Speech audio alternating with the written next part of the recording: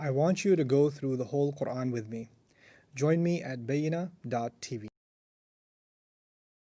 أعوذ بالله من الشيطان الرجيم فتقبلها ربها بقبول حسن وأنبتها نباتا حسنا وكفلها زكريا كلما دخل عليها زكريا المحراب وجد عندها رزقا قال يا مريم أنى لك هذا قالت هو من عند الله إن الله يرزق من يشاء بغير حساب هنالك دعا زكريا ربه قال رب هب لي من لدنك ذرية طيبة إنك سميع الدعاء فنادته الملائكة وهو قائم يصلي في المحراب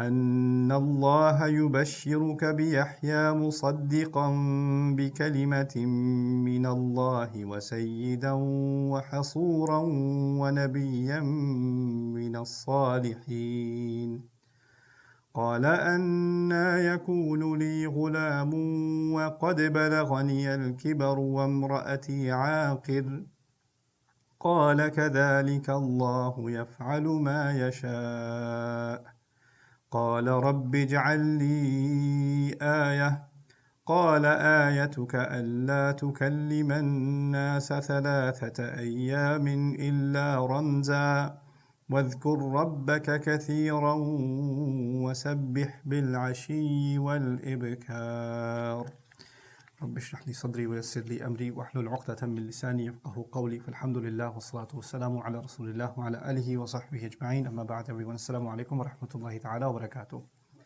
So we start today inshallah with trying to wrap up ayah number 36 that we started, or 37 rather, that we started talking about some outstanding items.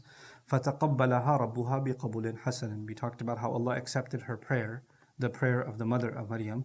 But the language of it, there are some things that I skipped that I think need attention. فَتَقَبَّلَهَا as opposed to فَتَقَبَّلَ مِنْهَا. She made a dua, فَتَقَبَّل minni, accept from me. And the expected response from Allah is, so He accepted from her. But instead of saying from her, Allah says He accepted her. Now that means a few things. That the mother of Maryam was accepted in everything that she does, not just this prayer. Meaning Allah completely and entirely accepted her life as a worshipper and her dedication to Allah. So it's beyond that dua that Allah accepted her. The other interpretation could possibly be that Allah accepted her child in every way. The child that she offered to Allah, Allah accepted that child. The ha could refer to the child. The other, some say that it could be referring to the word da'wah, meaning the call, another word for dua, meaning Allah accepted it, meaning the prayer. But then there's a switch over, وَأَنْبَتَهَا نَبَاتًا حَسَنًا, that He allowed her to be raised in the most beautiful of ways, and that's referring to Maryam. So that's one outstanding item.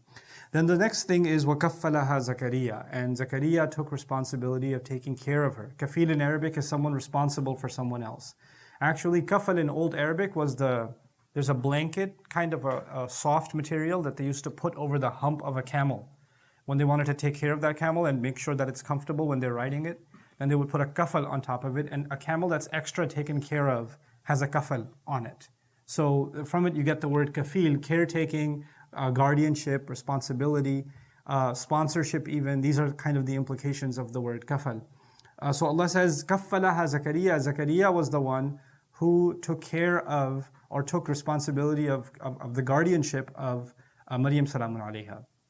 Zakaria alayhi salam is the imam of the masjid. He's the leader of the community. He's also a prophet of Allah, right? So that's his role. And there are other a'imma, there are other religious class people in the community that listen to his advice. He's basically, you can consider the grand imam. He's the lead imam of all of them. In the biblical account, we actually find that she was there, and it's not necessarily that she was under the direct care of Zakaria all the time. But Quran says no, she was under his guardianship the entire time. The other important thing is Allah does not mention here a character named Joseph, which is mentioned in the infancy gospel, which is they tried to marry her off, and then gave her away at the age of 16 and all of that. Allah removes all of that from the equation and says, no, Zakaria was responsible for her, and that's it. That's the end of it. That's the discussion as far as Quran is concerned. وَكَفَّلَهَا زَكَرِيَّا وَكُلَّمَا دَخَلَ عَلَيْهَا زَكَرِيَّا الْمِحْرَابَ وَجَدَ عِنْدَهَا رِزْقًا. And this is important because they said when she reached the age where she could have a child, then this happened. She hit puberty and then they moved her out and all of this. But Allah describes that this interaction with Zakaria and her is happening, and then soon after the angels are coming to her in the same place and telling her, you're going to have a child. Right? So she hasn't moved out of there. She hasn't moved to somebody else's house. She remains in al-mihrab. The word mihrab is going to be important here because he used to come visit her in the mihrab, and that's where the angels came to her in the mihrab. So all of that is important because it's correcting the story that had become popular among the Christians about what really happened with Maryam salamun alayha.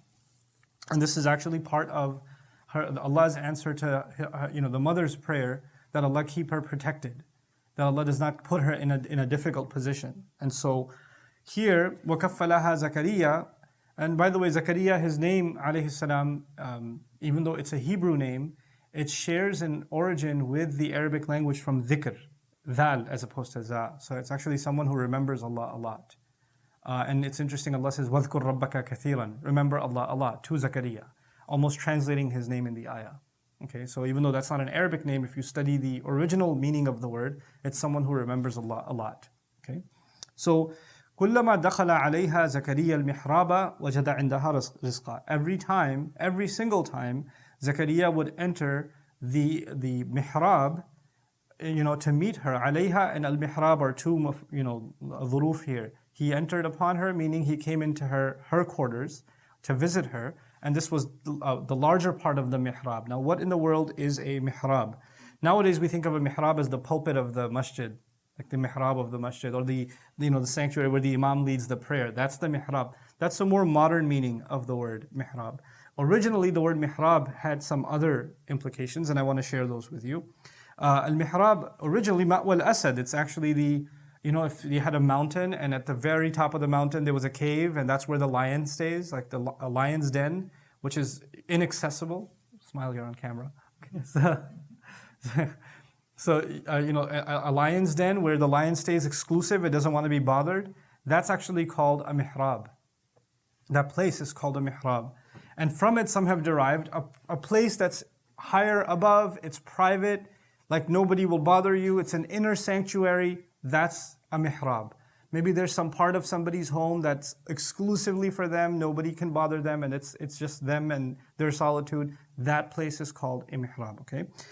Similarly, actually very differently, al-harib al-mushallih ay al-ghasib al-nahib alladhi yu'li an-nas thiyabahum harab al-rajul yahrubuhu talaba akhadha malahu wa tarakahu bila shay. Actually, the robber was called a harib, who takes everything, down to the clothes. Like someone who robs you of everything is actually called a harib. And from it you get the word harb, as in war. We're going to rob them of everything.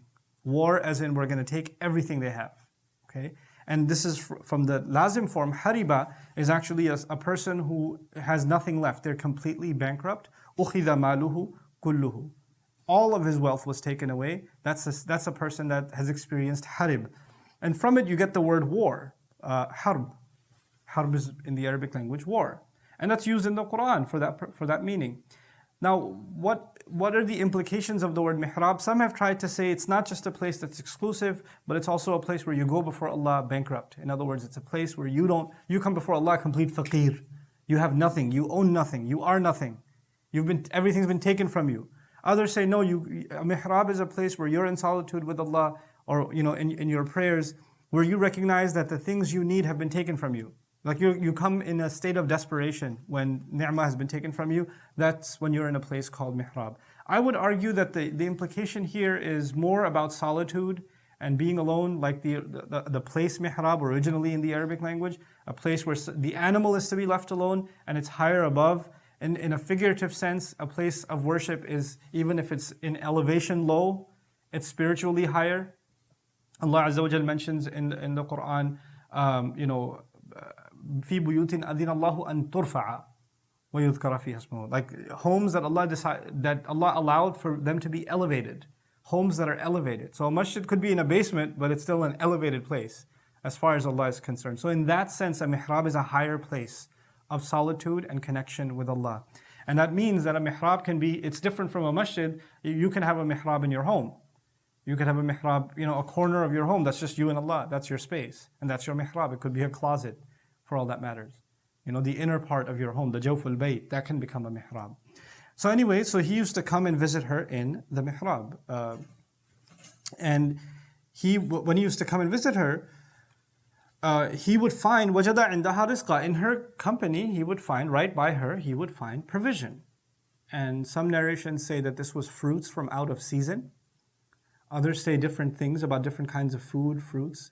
And so, fruit from out of season for us is okay. You can go to Walmart and you can find all kinds of inorganic fruit from out of season, grown in a lab. You can find that. But when you are living in ancient times and there's a fruit that only grows in the summer, and by the time it reaches, before it goes bad, and you can still eat it, there's no way you're going to find fruit of the winter in the summer or fruit of the summer in the winter. That's impossible. So he would come in and he would see food in front of her that's not from that season. That's out of season completely. And he would find other rizq. He knows nobody else comes and takes care of her. He's the kafil. Kaffalaha Zakariya. He's the one who's in charge. So who's giving you food? Where did you get this from? And he knows she doesn't leave. She doesn't go outside. She's dedicated to that place. So he would say, Anna laki hada. And Anna in Arabic is different from kaifa. Kaifa means how. And laki hada means you have this. So the sentence would be, how do you have this? So kaffalaha Zakariya, he would take care of her and he's in shock. How in the world is she getting this food? So he would say, Anna as in how. It's not just how, like a normal how. It's a shocked how. Laki hada, how do you have this? How do you have this? Anna laki hada. Where did this come from? So she would respond very calmly, قالت هو من عند الله. She would say that it is especially from Allah. It comes especially from Allah. So she's used to divine intervention. She's used to food coming from Allah Azza wa Jal, miraculously appearing, and it's not a shock to her that Allah has some special connection with her, that even her physical nourishment. So قالت هو من عند الله. She said it comes especially from Allah. إن الله يرزق من يشاء بغير حساب. That certainly Allah, He's the one who provides whoever He wants without any limits, without any restrictions. She's comfortable with this notion that Allah provides without physical means, without scientific explanation. She just turns around and food's there. It's appeared. And she knows it's from Allah. هو من عند الله إن الله يرزق من يشاء بغير حساب. This is going to be important because it's foreshadowing that Allah Azza wa Jalla is going to be providing her from Allah Himself, and something's coming to her. The rizq of a child is coming to her, and that's only from Allah. And that's something that she's already in some sense accustomed to because Allah is providing her food in that way.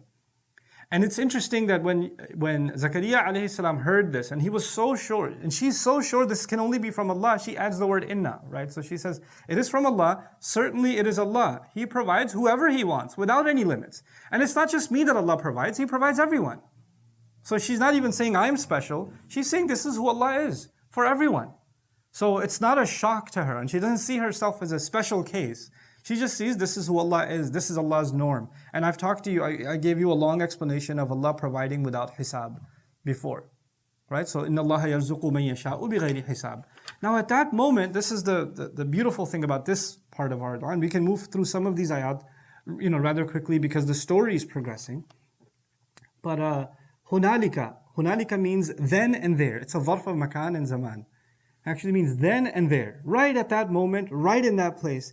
As Zakaria alayhi salam, who's himself a prophet of Allah, is sitting there hearing these words from this child, this girl, he couldn't help himself but make dua to Allah. Da'a Zakaria Rabbahu. Zakaria alayhi salam called on his Rabb too. And he said, قَالَ رَبِّ هَبْ لِي مِن لَدُنْكَ ذُرِّيَّةً طَيِّبَةً. Master, from your special behalf, from your special vaults of treasure, from somewhere that can only come from you, that's ladun, something that can only come from Allah. Give me the gift of good offspring. Give me the gift of a lineage that's good and pure. He's an old man, he can't have a child anymore, but he thinks to Allah, if Allah can produce fruit that doesn't grow in this season, then why can't I have a child that I'm out of season, my wife is out of season, and that's okay. Because she just reminded me Allah provides whoever He wants without any limits. And look at this case study. So he's thinking, he's looking at fruit, and he's literally thinking, in Arabic, thamarat, fruit, are also figuratively used for children. Right? So, النقص من الأموال والأنفس والثمرات وبشر الصابرين. You're going to be tested with loss of money, loss of people, and loss of fruit. And fruit is also considered fruit of your labor, also considered, if we are the symbol of a tree or a plant, our children are our fruits. That imagery has already been given when Allah described the mother of Maryam as a plant, and Maryam is the fruit that's been born, right? So he says, after seeing this provision of Allah, Ya Allah, provide me a child, ذُرِّيَّةً طَيِّبَةً. So it's a really beautiful, and wordplay is important here too. Dhurriya comes from dharra. Dharra means seed. Seed goes back to fruit.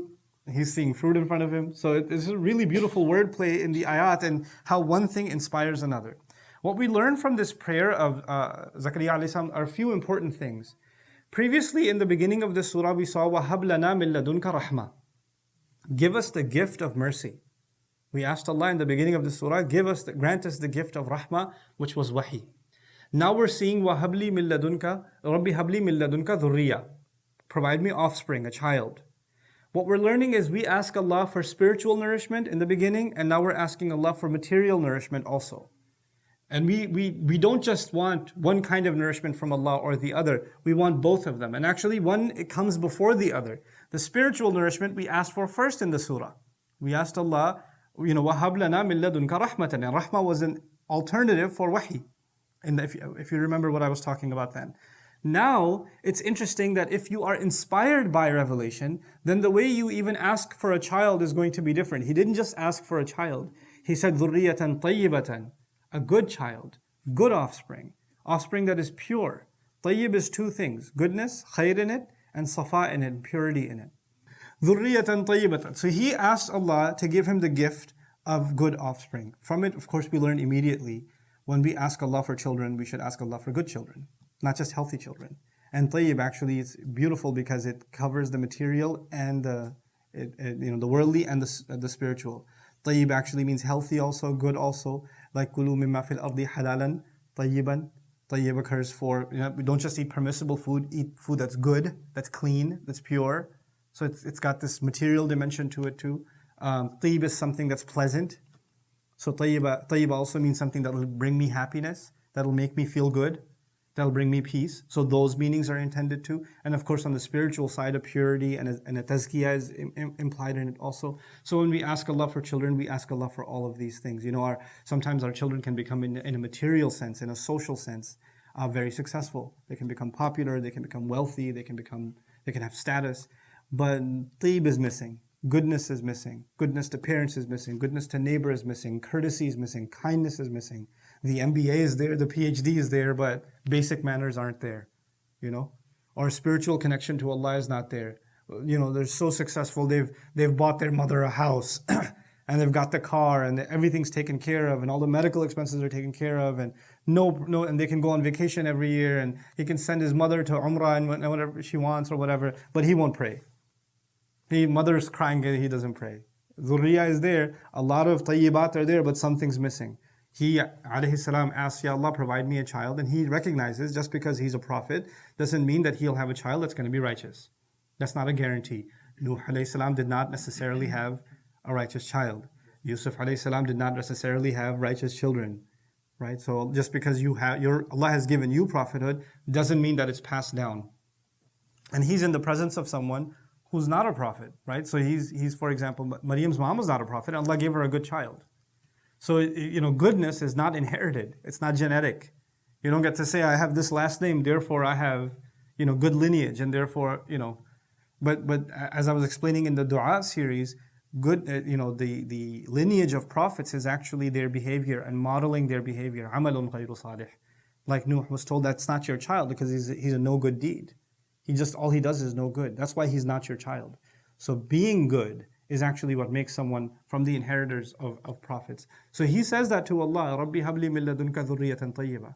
The other important, beautiful thing that we learn here is that when you see someone else that Allah has provided, like somebody was diagnosed with cancer or something, and they were given 6 months. And I've known people like that. They were given 6 months, And then they asked Allah. And then they went back to the doctor, and the doctor's like, where'd it go? Well, you haven't even started your chemo. What is this? What did you do? I'm like, I didn't do anything. I just prayed. You know? And then you hear those incredible stories or meet those incredible people. When you meet them, you should be inspired. Inna Allaha huwa min indillah. Inna Allaha yarzuqu man yasha'u bighayri hisab. When you see some incredible gifts from Allah given to someone. I had a friend in Albany, New York. It's okay. If once he hears this, he'll be like, oh my God, he mentioned me. Yes, I did. So Albany, New York, his son, they used to live on the fourth floor of an apartment building. The son jumped out of the fourth floor window. Fell out. 2 years old. Fell out. Landed. No harm. Nothing. Completely fine. We just came down, pick him up, and ambulance was called, check if there's any broken bones. Nothing. Completely safe and sound. When Allah decides to protect, He protects. What angels caught him and landed him safely, Allah knows. So, إِنَّ اللَّهَ يَرْزُقُ مَن يَشَاءُ بِغَيْرِ حِسَابٍ. Allah provides however He wants, to whoever He wants, without our imagination getting in the way. Our limits, our hisab gets in the way. Allah says, بِغَيْرِ حِسَابٍ. So when you see something like that, when you hear a story like that, when you meet people like that, and it's not just about miraculous events, it's also about, Allah has given somebody, who was like you, and Allah provided them knowledge. Or Allah provided them, a good life. Or Allah provided them a good spouse. Or Allah provided them something that you have been longing for. Something that you wish you had. It's okay. When you see that, then you turn to Allah and say, Ya Allah, you provide whoever you want, provide me also. Give me also. And it's okay to ask for specific things. Zakaria alayhi salam didn't say, Ya Allah, if you want to give me a child, it's okay. If you don't want to give me, it's okay. You decide. No. He really wants a child. So he put in his wish, he put in his request, and that's okay. You put in your request to Allah. And that's an important tradition that we carry forward, and it becomes a sunnah of prophets. That even when they see, they are so gifted by Allah Himself. Allah speaks to them directly, right? And when they see other believers with something Allah has provided them, they get inspired by even other believers. So who are we to not take inspiration from others and to learn from them and to want what they have? It's okay to want what they have, but jealousy is something else. To say, Ya Allah, why did you give this girl? And I've been a prophet all this time. I've been praying so many more years than she ever has, and you haven't given me. And she gets fruits from out of season, and would have been so much easier if I just had a baby. No. You don't complain about what someone else has. Or question, why do they have it? No, you say, Ya Allah, you provided them. And just as you provided them, Ya Allah, give me the gift too. And by the way, wahaba yahabu, to give a gift. And a gift is not something you can ever expect. Right? You can't actually technically say, hey, where's my gift? Because if you're going to ask for a gift, that means you're owed. And that's a kind of compensation. And a compensation is not the same as a gift. Like, when your boss owes you a paycheck, you don't say, can you give me the gift of my paycheck? No, it's not a gift. You owe me my money, man. I worked hard. That's actually not your money. It's mine. I worked. I earned it. But a gift is not something that can be earned. And a gift is not something that can be deserved. Kids, get that in your head. You don't deserve a gift at Eid. It's a gift. It's not a paycheck. Eidi kahan bhi nikalo. Like, we have this notion that gifts are deserved. They're not. He's turning to Allah and saying, Habli min ladunka dhurriyatan tayyibatan. Ya Allah, when you do give me, it'll be a gift. I recognize when Allah gives that I didn't deserve it. And if He didn't give, that's okay, because it was going to be a gift anyway. It wasn't something that I was owed. So that acknowledgement is captured inside the word hab. Then min ladunka also. She said, huwa min indillah. When he asked her, where did this rizq come from? She said, it is from indillah, from, in the company of Allah, from Allah Himself. But, you could say min Allah in Arabic. You could say min Allah. And he could also say, habli minka dhurriyatan tayyibatan. But instead of min, she says min indillah, and he says min ladunka. So there are two additional words here between from you, from Allah. It's from, and then ind of Allah. It's very difficult to translate ind in English here. Also ladun, but I'll try to explain this to you. We know in the story of Musa and Khadir, we find these two words together. So when Musa alayhi salam meets this individual at the end of Surah Al-Kahf, the story is mentioned, Allah says, آتَيْنَاهُ رَحْمَةً مِنْ عِنْدِنَا وَعَلَّمْنَاهُ مِنْ لَدُنَّا عِلْمًا. So عِنْدِنَا, لَدُنَّا in the same ayah. What does that mean? And this is the same thing. إِذَا اجْتَمَعَا تَفَرَّقَا. Both these words are mentioned in proximity of each other to highlight that they're different from each other. If I say I have something with me, huwa indi, in Arabic. If I say something is with me, indi. For example, if somebody says to you, do you have a car? Indi sayara. I have a car. I have a car. But when I say ind, it doesn't necessarily mean that it's right here. It means it's somewhere within my reach. I happen to have a car. I could actually even say indi sayara when if I'm traveling to New York and somebody says, do you have a car? I say, I have a car. That doesn't mean it's parked outside. It's all the way in Texas. Right? You understand? So inda can be something that is even far away from you, but you have access to it. You have access to it. Ladun is actually used for when something is being kept very special in a vault, or no one has access to it except I do. Like if I had some secret file, or if I had some key to some vault or something, and I'm keeping it in a safe deposit box somewhere, this is min ladunka. Can you, from your special secret safe place, give me this thing that you have? It's not just something lying around. It's not like a car parked outside. It's not like food in the pantry. There's some British chocolate you bought that you've been hiding somewhere, a special shelf somewhere, so that the kids don't eat it. That's min ladunka. She says Allah provides from Him. It's from Allah. This is not out of the ordinary for Allah to do. So she's actually, first of all, she's acknowledging it is especially from Allah, but she's not going out of her way to say this came from some special treasure of Allah. She's not saying that. But Zakaria alayhi salam says, Ya Allah, I want a special child. I don't just want a child. I want a child that is from some special, treasure vault of yours that you've gifted in ways that others aren't gifted. And where is that captured? Ladunka. He doesn't say, Habli min indika dhurriyatan tayyibatan. He says, Min ladunka dhurriyatan tayyibatan.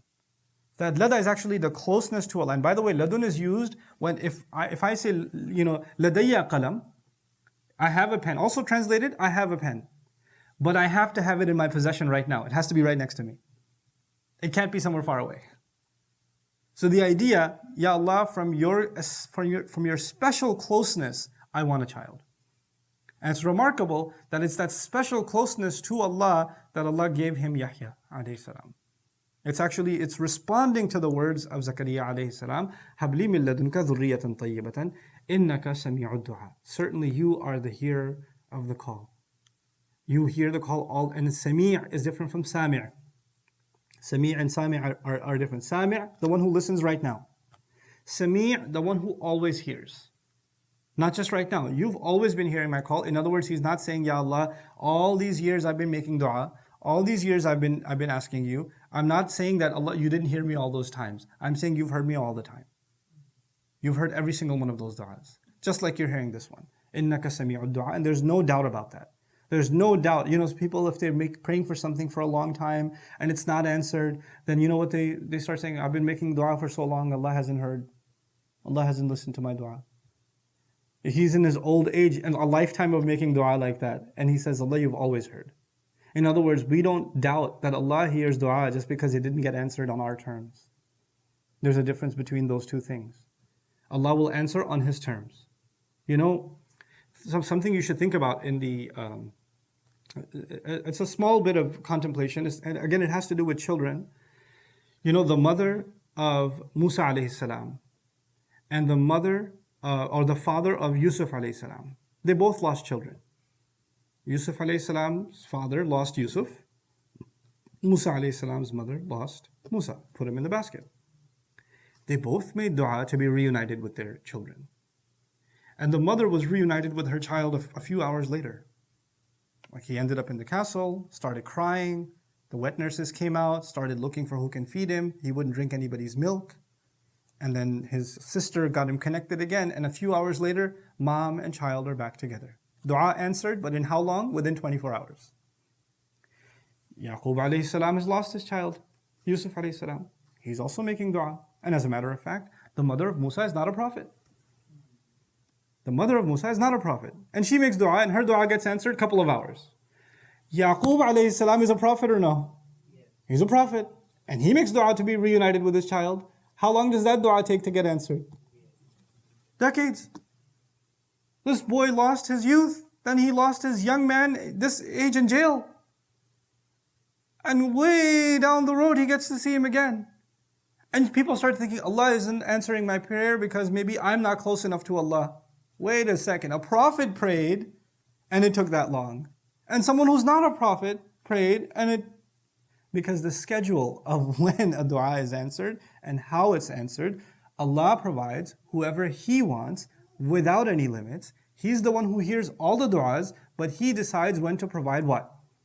That's a humility we have to hold to ourselves. We don't unfairly judge ourselves and say our dua is not good enough. We shouldn't say that about ourselves. And on the other hand, we shouldn't put an expectation on Allah. Allah, where's the answer already? I placed the order a couple of days ago and it's still not delivered. Is there a tracking number I can have on this dua? Because it's, it's not going to work like that. So he made dua in his old age. And by the way, that's the other thing. You could say, Surat Maryam, he describes, وَاشْتَعَلَ الرَّأْسُ شَيْبًا. In Urdu, they say, ab to baal bhi safed ho gaye. Right? I'm done now. One foot is in the grave. My wife couldn't even have a child when she was young. Now it's, we're both basically now ready to meet Allah. There's no time for that dua anymore. Now we should make dua for, Ya Allah, an easy death or just istighfar or, because life is over. This man, alayhi salam, doesn't lose his hope in making the dua that a young man makes at that age. It shows you the kind of, blind hopefulness that you have to have in Allah. When he sees this young girl being provided, he's inspired and he says, Ya Allah, I'm going to ask you because anyone can ask you. No one should turn from you without hope. No one should look at their circumstances and say, Allah, how's Allah going to give me? No, I should just ask. إِنَّكَ سَمِيعُ الدُّعَاءِ فَنَادَتْهُ الْمَلَائِكَةُ. The fa'il al-mufaja'at is, some argue that while he was actually in the quarters of Maryam salamun alayha, he saw the food and he started praying. Like he started making salah. And in his salah, he asked Allah this dua. That's the other beautiful thing here, is that we ask Allah for what we want in our salah. In our salah. That's a sunnah of prophets. In our salah. Why is that important? Because when you are in your salah, you are reciting the word of Allah, you are closest to Allah in the moments of salah. And when you are closest to Allah, that's the time to ask. That's something Allah put in human nature, not even with Allah, with all of our relationships. If there's a moment where your boss is being nice, there's a moment of closeness, maybe that's the time to slip in something about a raise. If there's a moment where mom's being extra nice, I'm so proud of you, beta. I was like, hey mom, can we go out and get a burger today? Or something? That's the time to ask. Not when she's upset, not when you're doing other stuff, but there are moments of closeness where you can slip a request in. Even Asya, she slipped in Fir'aun is usually in a bad mood. But when he saw Musa alayhi salam and there was a moment of closeness and softness, he said, can we keep him? Like if she said, can we keep him any other time, what would he have said? No. Execute the baby, like all the other babies. But there was a moment of closeness. We have to learn that with Allah Azza wa Jal, Allah is teaching us something. When there's a moment, and وَلِلَّهِ الْمَثَلُ الْأَعْلَى, when Allah is teaching us, when we are in our closest moments to Allah, it's inside of our prayer. Also, it's teaching us when you see something amazing that somebody else has been given, it should inspire you to get close to Allah immediately. And what should you do? Pray. Just when you see something awesome, just make 2 rak'ah. Just do that. It's a beautiful thing you can bring into your life. You see something amazing that somebody else has, just go make wudu, pray 2 rak'ah. Doesn't matter what time, doesn't matter when. And in that prayer, when you're in sajda, just ask Allah. Just ask Allah. That's the inspiration of, Zakaria alayhi salam in these ayat. So he asked Allah, because we're going to learn, right now we just learned that right then and there he was inspired to ask Allah, but we don't learn that he started making salah and then he asked Allah.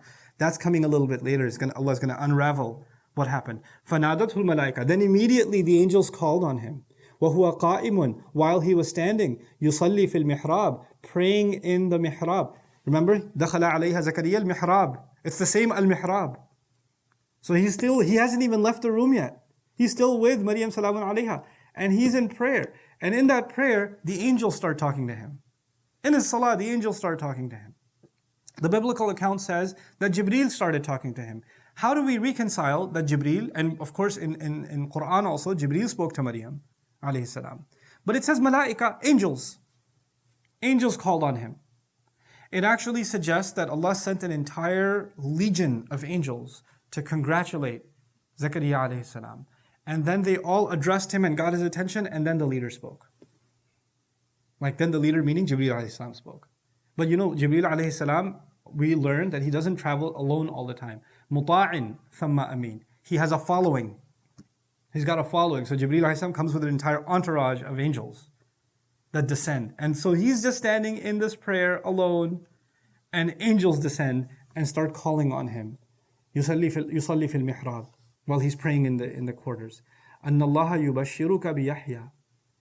That Allah, and by the way, this conversation, if we accept the premise, there's two scenarios. One scenario is he left, he went to his own home, he went to his own mihrab, he started praying, then this happened.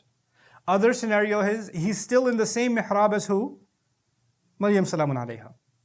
Now both of them are different. One of them, if he's in, let's just imagine he's still in the same room as Maryam salamun alayha. Then this conversation's happening not by the tongue. It's happening in his heart while he's in prayer. So what the angels are saying, he's hearing from the ears of his heart. And what he's responding to is responding from the tongue of his heart. Maryam has no idea what's going on. She just sees a man praying. You understand? Or this happens when he leaves and he's in his own space and he's praying, and all of a sudden the angels interrupt the prayer and he says, the conversation begins, and it's actually salti, it's heard. I'm personally more inclined to think this happened while he was still there. Allahu alam, but it seems from the language to me that he's still right there, because hunalika, right then and there, fa nadatu, not falamma nadatu, or idha nadatu, or idh nadatu. It's fa, is mufaja, it's immediate, it's right then and there. And so this conversation's happening. She doesn't even know that her room was visited by angels giving good news of a child twice. Like, first they bring fruit and food out of season. Now they're going to bring a child to this old man out of season, alayhi salam. Then they're going to bring her a child out of season. This is a sunnah established in the space that she's in. So anyway, يصلي في المحراب, he's praying, connecting to Allah in the mihrab. أن الله يبشرك. By the way, وهو قائم يصلي في المحراب. No words in Qur'an are extra. Every word deserves attention. Every word is giving us a message. So when Allah says the angels called him, it would have been enough that Allah says the angels called him and told him you're going to have a son. That would have been enough. But Allah says the angels called him while he was standing. Standing is an extra detail. You don't even have to have standing. You could say فَنَادَتُ الْمَلَائِكَةُ وَهُوَ يُصَلِّي. The angels called him and he was praying. But Allah, prayer is standing, prayer is ruku', prayer is sujood. Of all of those, which one did Allah highlight? Standing. There's something special about the standing in the prayer that is different from all the other acts. He highlights that particular act. Now the thing is, the dua happens when we go into sujood. Dua is in sujood. Dua is when you recite or you say what you want. You understand? But when you're standing, do you make dua when you're standing? What do you do when you're standing? You recite what Allah wants you to recite. So the difference is, when you're standing, you are engaged in Allah's words. When you're in sajda, you have room to ask for your words. The angels come to him when he was doing what he needs or what Allah wants of him. What Allah wants of him. It's a very powerful thing. Qiyam is a very powerful thing. We want to hurry up into sajda. Before you hurry into sajda, give qiyam its time. Stand in front. قُومُوا لِلَّهِ قَانِتِينَ. Allah didn't just say sallu, pray. He said stand in front of Allah, humbly. He didn't just say pray. He said aqimus salah. Make the prayer stand. From iqama is from qiyam, standing. So the standing of the prayer is being highlighted here unusually. While he was standing, reciting the word of Allah, that is when the angel spoke to him. You speak to Allah, and Allah guarantees He will speak to you. He will respond to you. فَاسْتَجِيبُوا لِي. This is the ishara that's been given in these beautiful ayat. And so as he's standing, connecting with Allah in the mihrab, and then the fil mihrab is important. Fil mihrab, I already told you it's important because perhaps it's highlighting he hasn't even left the room. But the other reason it's important is perhaps Allah is teaching us you need to find a place that is alone, that is not disturbing, and there's not other stuff is not going on, where you can truly stand in front of Allah. Whether it's 2 feet in front of you, whether it's some corner in the house, but you need to have some kind of mihrab for yourself where you can truly connect with Allah. And I'm using the word connect deliberately because that's what yusalli means. Salla yusalli actually means to connect, not just to pray. So standing, connecting to Allah in that solitude, in that place of solitude. أَنَّ اللَّهَ يُبَشِّرُكَ بِيَحْيَى. So when they called him, they said, Allah Himself is giving you congratulations of Yahya. In these ayat, Yahya. In other places in Surah Maryam, it's a little bit different. Allah says, Allah congratulates you, you're going to have a boy, a ghulam. But here He says Yahya, just go straight to the name. As if Allah didn't just tell you the child, Allah told you the name of the child. Allah named the child also. Allah named the child. Because you say, congratulations, you're going to have a boy. Right? And in the previous, just a few moments ago, we learned the mother said, I'm going to name her Maryam. I'm going to name her Inni samaytuha Maryam. Isn't that the case? Here, it's not, I'm going to name him Yahya. Allah already named him. Allah already named him. By the way, when a child is born, you say, so what are you going to name him? Thinking about it, we're going through 5 or 6 different names. I've emailed Ustad Noman for the meanings of them. People email me names of baby questions, meanings of baby names all the time. It's like the most common question I get. Can you imagine your child is named by Allah? Isn't that something especially from Allah's vaults? What word am I reminding you of? مِن لَدُنْكَ ذُرِّيَّةً طَيِّبَةً. Isn't it? Allah especially sent not only news of a child, but the name of the child. It's incredible. So He says Allah gives you good news of Yahya. Before I go on to the rest of the qualities of Yahya alayhi salam, just some things about the name Yahya that you should know. These are from notes from a book called The Onomastic Miracles of the Quran, Al-Asma Al-Ajam, Al-Quran Al-Kareem. It's a remarkable author, Abdul Rauf. The book has actually been translated into English. The English is very difficult, but the Arabic is really beautiful. But if you can get a copy of it, it's 2 volumes. It's all the names in the Quran that are not Arabic and what they mean. Okay, and how the Quran uses them and how they were used before. And the author of it is actually someone who studied 8 multiple languages, 8 of them, all of the languages that are found in the Quran that are not Arabic, like ancient, he did research into ancient Iraqi, the Babylonian dialect, Greek, Hebrew, Aramaic, and just remarkable research. And his name is Abdul Rauf. So anyway, this is a summary of his notes on Yahya, so I'll read that to you. Taken from the Gospels, the Greek name Ioannis, or John, has been misconstrued by Christian and Hebrew scholars to be derived from the Hebrew name Yohanan. So Yohanna or Yohanan, a name that was well known long before John the Baptist. So Yohanan or Johanan was a name that was already popular. That wouldn't be we couldn't accept that interpretation that this name comes from there, because we learn in the Quran, لَمْ نَجْعَلْ لَهُ مِنْ قَبْلُ سَمِيًّا. We have never given this name to anyone before. We have never provided anybody a name before. Okay. In reality, the name Ioannis is derived from the unprecedented Hebrew name Yuhanni. And Allah says, Ya Zakariya, inna nubashiruka bi ghulamin ismuhu Yahya. Lam naj'al lahu min qablu samiyya. Yahya, we are congratulating you of a boy. His name is Yahya. We haven't given this name, or we have never provided anyone such a name. This verse confirms the passage in the New Testament. Now listen to this, what they still have in the New Testament. On the 8th day they came to circumcise the child, and they were going to name him Zechariah after his father. So Yahya's name was going to be given what? Zechariah. They were going to name him Zechariah just like his dad. But his mother said, no, he's to be called John. Basically Yahya. He's going to be called Yahya instead. They said to her, none of your relatives has this name. They literally said, nobody has this name. Why would you name him this? Then they began motioning to his father to find out the name he wanted to give him. The father being who? Zakaria. And we're going to learn, Zakaria alayhi salam was told, don't speak. For 3 days, don't speak. There's some parallels of that. It's inconsistencies with the Bible, but there are some parallels. What does he say? He asks for a writing tablet and wrote, his name is John. He didn't say it, he wrote it. And then all of them were amazed. This is in Luke chapter 159 to 63. So when he said that his name is going to be Yahya, they were all, this is a name we haven't heard before. And he wrote it, he didn't even say it. This is from the biblical account. Yohanna is comprised of Yo, or you, which is short for Yahweh, which actually occurs in Hebrew for God. And this is the Ya in the beginning is used, or You is beginning in the beginning is used for Hebrew names like Yonathan, which became Jonathan, Yonathan, okay? Or Yohanan, or Yusuf, Joseph. So the You occurs in multiple names in Hebrew names.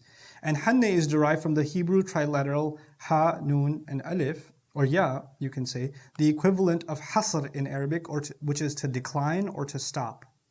To decline or to stop. Thus the name John means he who God has restrained, he who God has stopped, or he who God has made abstinent, meaning stopped from desire, stopped from having children, stopped from getting married, stopped from pursuing his desires for the opposite gender. The Quranic name Yahya is the third person masculine singular. Yahya is also, Allah chose the word Yahya for Arabic, the Arabic version. And it's interesting that Yahya means to live. Hayya Yahya. The verb is actually Yahya. Okay? But it also comes from istihya, to be shy. Haya. And his meaning is someone who won't get married. And in the Arabic sense, it also means the one who lives shyly. The one who lives a modest life. So it's actually a really beautiful choice of name for Yahya alayhi salam. So thus the Hebrew meaning and the Arabic meaning actually miraculously coincide to be modest, to be chaste, to be timid, to be shy, and thus to be alive. The other interesting thing is he was shaheed. Right? He was martyred. And what does Allah say about those who are martyred? Bal ahya. They're alive. So you're going to get good news of a child who will live in the most beautiful way. Even when he is martyred, he's going to be alive because a shaheed is hayy. So it's a really beautiful name that captures the legacy of Yahya alayhi salam before the legacy is even known. So the first description of Yahya, مُصَدِّقًا بِكَلِمَةٍ مِّنَ اللَّهِ. Allah is congratulating you of Yahya, who is going to be sent as a confirmer and a verifier of a word from Allah.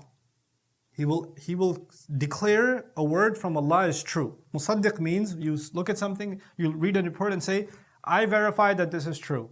Then you did tasdeeq of it. That's called musaddiq. I'm the musaddiq of it when I verified that this is true. Somebody, for example, comes and tells me, hey Ustad, is this your Facebook profile? Yep, that's me. I just verified that it's true. I don't believe you. Okay, here's a voice note. It's me. Oh, okay, it's you. Okay, so when that happens, that's tasdeeq. Allah says He will do tasdeeq of a word from Allah. So the question became, what is this word from Allah that He's going to do tasdeeq of? Is it Torah that He will confirm? The actual Torah? Is it Injil that will be given to Isa alayhi salam?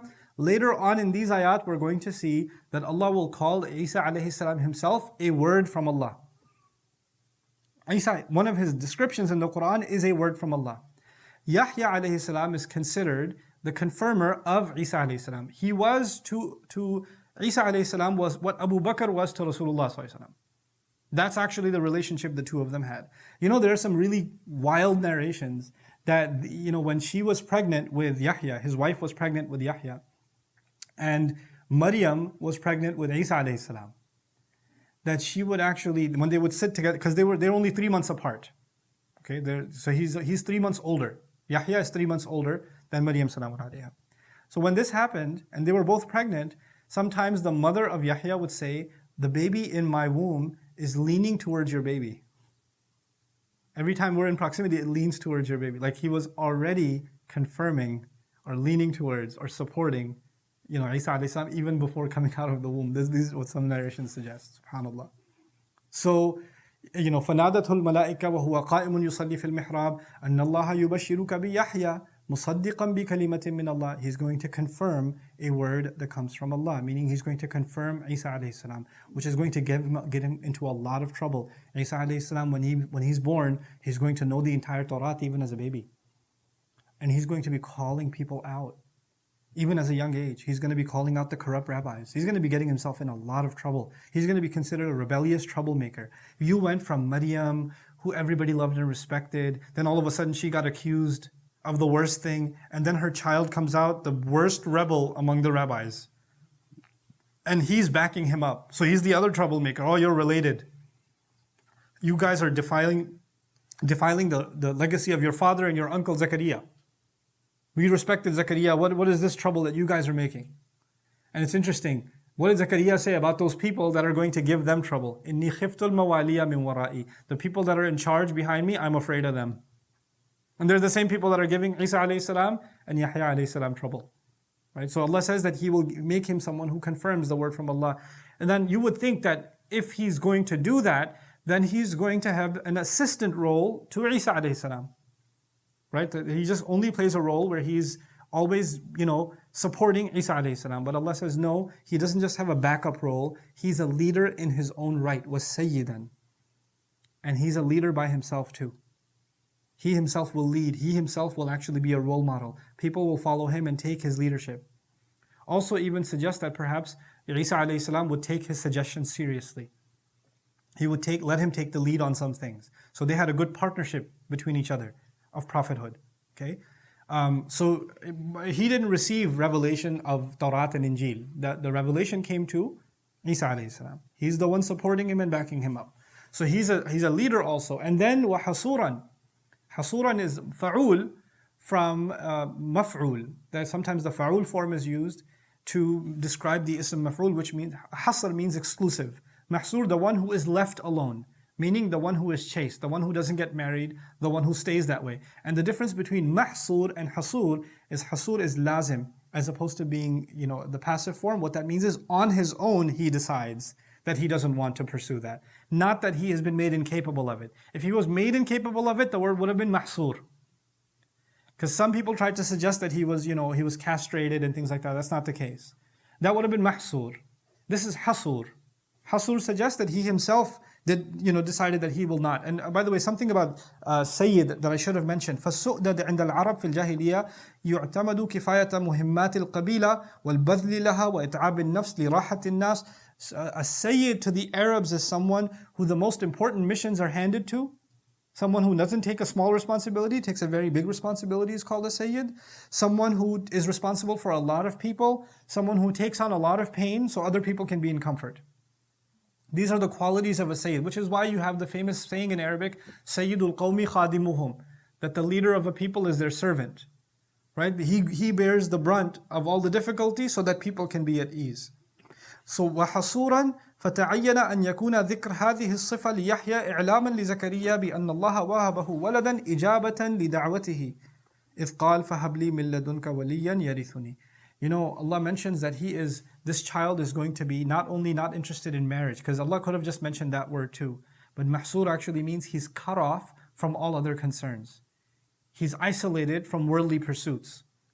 This is actually, Ibn Ashur says, this is Allah honoring Zakaria alayhi salam when he said, give me a pure child. A child that is pure, meaning pure from other wants also. So I'm giving you a child who is cut off from the desires of this world. And he will exclusively dedicate himself to your legacy, the legacy of carrying the Torah and confirming the truth. So this is actually Allah honoring His Prophet Zakaria alayhi salam in the way that he responded to him. وَحَصُورًا. And that's not enough. We won't just have a child that's pure and a leader and confirming the word of Allah, but also وَنَبِيًّا مِنَ الصَّالِحِينَ, and a prophet among the good. وَنَبِيًّا مِنَ الصَّالِحِينَ. Now the other interesting thing, مِنَ الصَّالِحِينَ. Nabiyan is enough. He's a prophet. And Nabiyan min as-salihin, a prophet from among the good people. And what does this mean? It actually means that as-salihin here is a reference to the good prophets that have always come before. It's not salihin in the general sense of good people, the good community, but salihin here is referring to Allah Azza wa Jalla has given you of the good lineage of prophets. those upright lineage, because Banu Israel, they're all blessed people, but some of them didn't uphold the goodness that was given to them. Allah is giving you a prophet, keeping up with the goodness that He's given to previous prophets in this line. So you're continuing the line of prophecy in your lineage.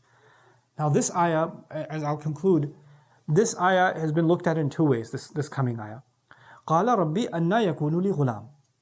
Master, how in the world can I possibly have a boy? How in the world can I possibly have a boy? Now he doesn't say a child, he says boy. Ghulam is at least 9 years old. In Arabic, ghulam is at least 9-10 years old. How does Zakaria alayhi salam know this boy is going to get that old? Well, another place in Quran, Allah says, I'm giving you good news of a boy. Not only will you have a baby, he'll grow up to be a young boy. So, and even in his boyhood, he will develop these qualities. So perhaps picking up from the language of the other place in Quran, so with Maryam, he's responding. But the other important thing is, how am I going to have this child? By the way, ghulam in Urdu means servant. Ghulam doesn't mean servant in Arabic. It means boy. It has nothing to do with ghulami.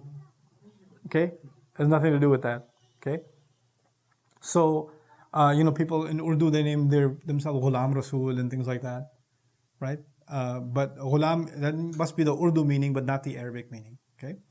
So, Anna yakunu li ghulam, how in the world am I going to have a boy? It sounds like he's shocked. Like, how is this possible?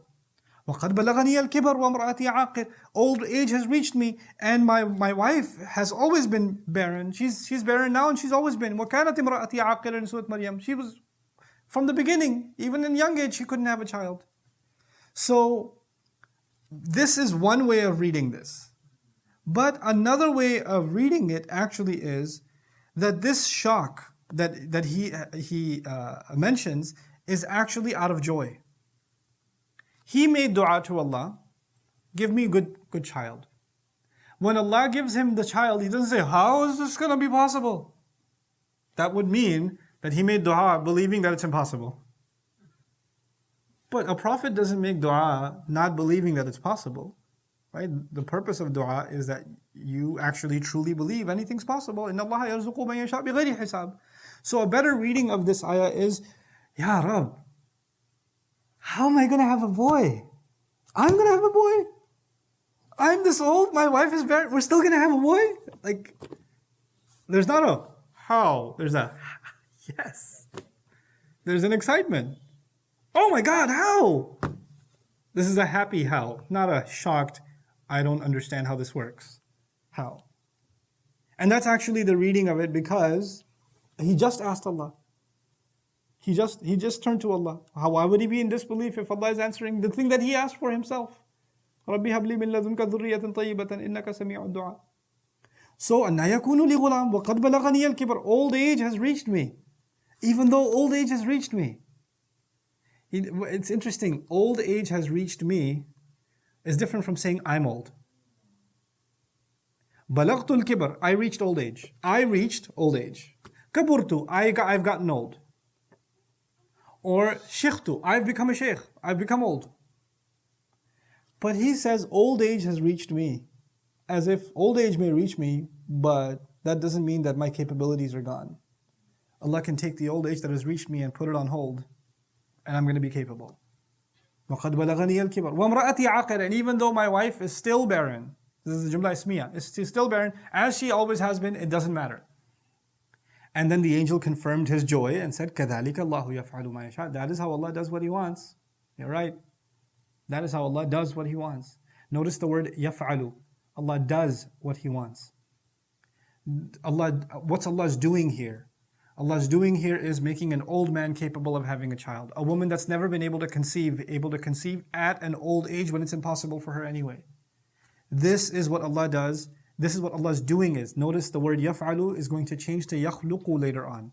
It's not going to be يَفْعَلُ, it's going to be يَخْلُقُ. And when we get there, I'll explain, the implications of that. So I'll stop the story here, inshallah ta'ala, and we'll pick up from, the sign that he asked Allah for, and what Allah Azza wa Jal asked of him, and how he carried out that sign. And we'll go from there, we'll go to the birth of Maryam. Assalamu alaikum. Barakallahu li wa lakum. Assalamu alaikum wa rahmatullahi ta'ala wa barakatuh.